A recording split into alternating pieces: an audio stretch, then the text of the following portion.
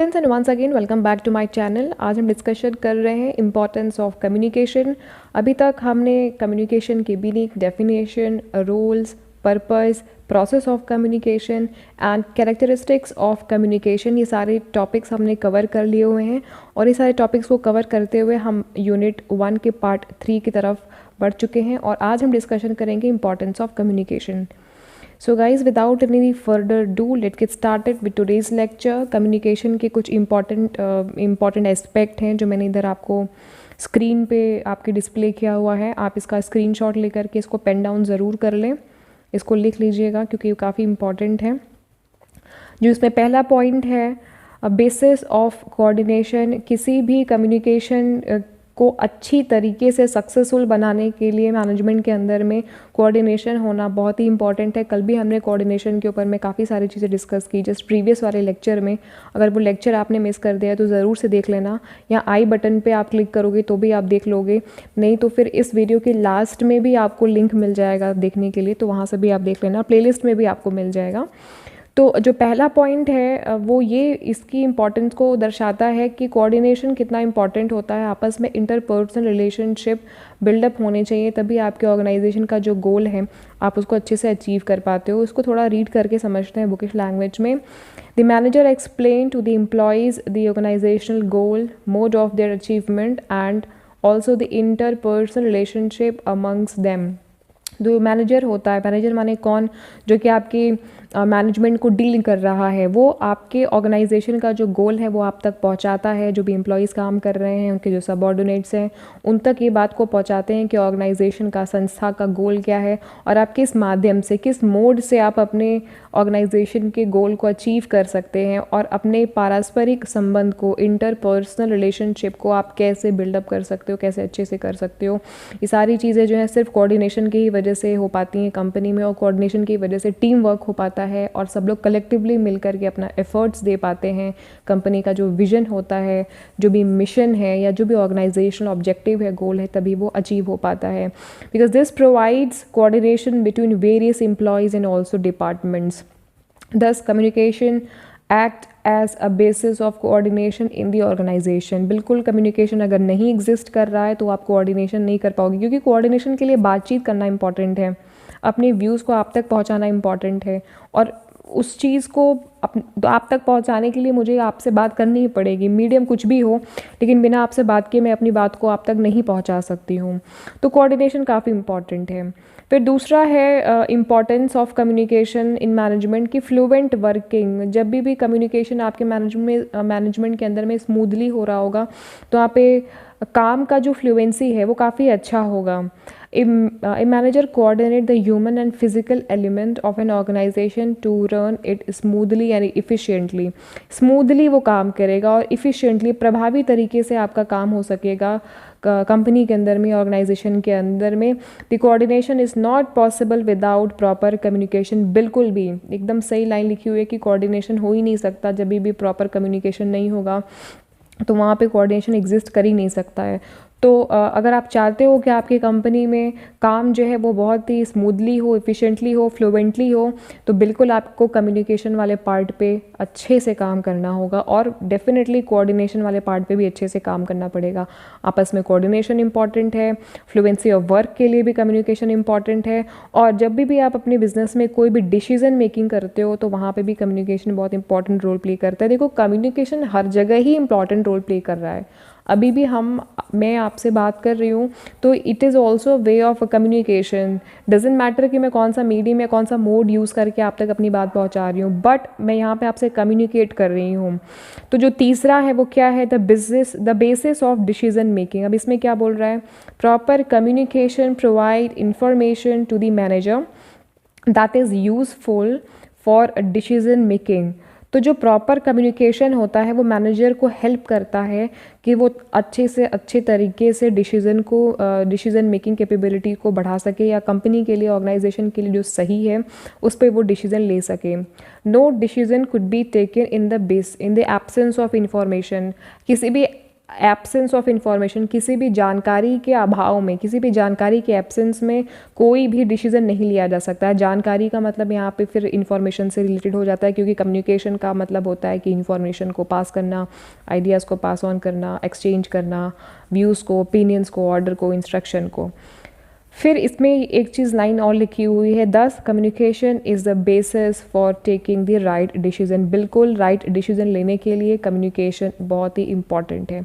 बिना आप कम्युनिकेट किए सामने वाले की बात को नहीं समझ सकते हो और उसको अपनी बात नहीं समझा सकते हो, और सामने वाले के दिमाग में क्या चीज़ें चल रही हैं उसके हिसाब से अगर आपको अपनी कंपनी के डिसीजंस लेने हैं या अपनी बातें रखनी हैं, तो उसके लिए आपको ठीक तरीके से कम्युनिकेट करना ही पड़ेगा, कंपनी के ऑब्जेक्टिव्स, मिशन, विज़न, गोल, सब कुछ। चौथा है कि इंक्रीजेस मैनेजरियल इफ़िशिएंसी। तो कम्युनिकेशन का एक महत्व ये भी है, एक इम्पॉर्टेंस ये भी है कि जब आप सही तरीके से कम्युनिकेशन करते हो तो आप मैनेजरियल इफ़िशिएंसी को आप इंक्रीज़ करते हो, बढ़ाते हो। अब ये कैसे होता है? The manager conveys the targets and issues, instruction and allocates jobs to the subordinates. जो मैनेजर होता है वो क्या करता है, वो आपको टारगेट बताता है कि आपको क्या टारगेट है, वो आपको इंस्ट्रक्शन इशूज़ करता है, मतलब आपको किस तरीके से काम करना है वो आपको इंस्ट्रक्शन प्रोवाइड करता है। साथ में जो उनके सबऑर्डिनेट्स हैं, जो उनके साथ में काम कर रहे हैं, जो उनके नीचे काम कर रहे हैं, उनको वो जॉब्स एलोकेट कर रहा है। ये सारा कुछ तभी होता है जब कम्युनिकेशन हो रहा होता है। कोई भी चीज़ अगर आपकी कंपनी में आसपास चीज़ें हो रही हैं तो वो कम्युनिकेशन का ही पार्ट है। अगर आपको कोई बता रहा है कि आपका ये टारगेट है, तो वो भी आपका टारगेट आपको कम्युनिकेट कर रहा है, बता रहा है कि आपको इस तरीके से अपना टारगेट कंप्लीट करना है।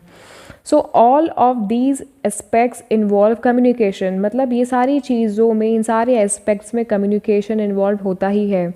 Thus, communication is essential for quick and effective performance of the manager and the entire organization। इसीलिए कम्युनिकेशन बहुत ही इम्पॉर्टेंट होता है, क्योंकि कम्युनिकेशन की ही वजह से आपकी कंपनी में जो भी परफॉर्मेंस है वो इफ़ेक्टिव और भी प्रभावी तरीके से हो पाते हैं, जल्दी हो पाते हैं, क्विकली हो पाते हैं, और मैनेजर और जो आपके इंटायर ऑर्गेनाइजेशन के बीच में आपस में एक सही तरीके से, सही डायरेक्शन में आगे बढ़ पाते हैं और सही तरीके से अपना काम कर पाते हैं। परफॉर्मेंस सबकी ओवरऑल तब ठीक तरीके से हो पाती है। तो हर एक जगह कम्युनिकेशन का रोल है। बिना कम्युनिकेशन के कहीं भी किसी भी चीज़ का एग्जिस्टेंस है ही नहीं। मैंने फर्स्ट डे ही बोला था कि हम लोग एज अ ह्यूमन तो कम्युनिकेट करते ही हैं, एनिमल्स भी कम्युनिकेट करते हैं। बिना कम्युनिकेशन के उनका भी कुछ नहीं हो सकता। अभी अलग बात है कि उनका way of communication is very different. पांचवा है कि increases cooperation and organisational peace. अब इसमें क्या है कि ये तो बहुत ही इंपॉर्टेंट है कि आपके ऑर्गेनाइजेशन में शांति बनी रहे और आपके जो भी सबऑर्डिनेट्स हैं उनके बीच में कोऑपरेशन बना रहे, अच्छी तरीके से सहयोग के साथ साथ में संस्था में शांति बनी रहे और काम भी ठीक तरीके से होता रहे, कोई भी प्रॉब्लम्स ना आए या कम से कम समस्या आए उनके लिए। उसके लिए सबसे सही तरीका ये होता है कि लोगों की बातों को सही से समझना। मतलब लोग मतलब कौन? आपके एम्प्लॉयज़, सबऑर्डिनेट्स, कलीग्स, जो भी मैनेजर्स हैं, उनकी बातों को ठीक तरीके से समझना और उनको अपनी बातें ठीक तरीके से समझाना, ये बहुत ही इम्पॉर्टेंट है। म्यूचुअल अंडरस्टैंडिंग होना वर्कर्स के बीच में बहुत इंपॉर्टेंट है। कई बार स्ट्राइक्स होते हैं, लॉकडाउन्स हो जाते हैं और कंपनी को बहुत सारे नुकसान होते हैं जब जो वर्कर्स हैं उनकी बात जब मैनेजमेंट नहीं सुनती है या मैनेजर्स नहीं सुनते हैं, वहाँ पे कम्युनिकेशन गैप होने लगता है, तो ये सारी भी प्रॉब्लम्स अराइजेज होती हैं। तो इंडस्ट्रियल पीस को मेंटेन करने के लिए कम से कम फ्रिक्शन हो। फ्रिक्शन का मतलब घर्षण, घर्षण का मतलब लड़ाइयाँ, प्रॉब्लम्स, कम से कम ग्रीवांसेस जो हैं वो नीचे से, मतलब चाहे आपके एम्प्लॉय से या वर्कर से कम ग्रीवांसेस आएँ। तो इसके वजह से ऑर्गेनाइजेशन की शांति को बनाने के लिए कम्युनिकेशन का सही तरीके से होना संस्था में बहुत ही ज़रूरी है। अब इसको यहाँ पे पढ़ लेते हैं कि यहाँ पे क्या लिखा हुआ है। The two way communication process promote cooperation and mutual understanding amongst the worker and also between them and the management. बिल्कुल वही बात जो मैंने आपको बताई कि अगर टू वे कम्युनिकेशन प्रोसेस है, मतलब ए ने बी को बोला और बी ने ए को बोला, मतलब टॉप मैनेजमेंट ने अपनी बात लोअर मैनेजमेंट को मिडिल मैनेजमेंट को बताई और मिडिल ने लोअर को बताई, तो लोअर ने भी अपना फीडबैक मिडिल वाले को दिया और मिडिल वाले ने भी अपना फीडबैक टॉप वाले को दिया। तो ये कम्युनिकेशन यहाँ तक गया और ये वाला कम्युनिकेशन होके यहाँ तक आया, तो ये 2 वे कम्युनिकेशन हो रहा है, मतलब इधर से भी जा रहा है और उधर से भी हो रहा है। मतलब सेंडर ये है, फाइनल रिसीवर ये है, ये बात यहाँ तक पहुँचनी है, इनके माध्यम से पहुँच रही है और फीडबैक के रूप में इन तक ये बात वापस पहुँच रही है। तो कहने का मतलब ये है कि वर्कर्स के बीच में और मैनेजमेंट के बीच में भी आपस में म्यूचुअल अंडरस्टैंडिंग होना बहुत इंपॉर्टेंट है।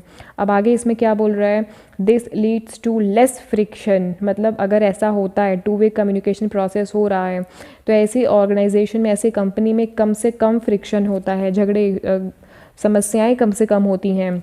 एंड दस लीड्स टू इंडस्ट्रियल पीस, और उस इंडस्ट्री में पीस इस्टेब्लिश होता है in the factory and efficient operation, उनके ऑपरेशन में, उनके काम करने के तरीके में, उनका प्रोडक्शन डिपार्टमेंट, उनका जो ऑपरेटर है, ऑपरेशंस जो भी हो रहे हैं वो वहाँ पे क्या होता है, सही तरीके से, इफ़िशिएंट तरीके से काम हो रहे होते हैं फैक्ट्री में, क्योंकि ओवरऑल जो निचले तबके पे लोग काम करते हैं वो वर्कर्स ही काम करते हैं, तो वहाँ पे फ्रिक्शन कम हो, इस पे ज़्यादा संस्था को ध्यान रखना पड़ता है। छठा है boost moral of the employees का जो मोरल है उसको बूस्ट करने में हेल्पफुल होता है।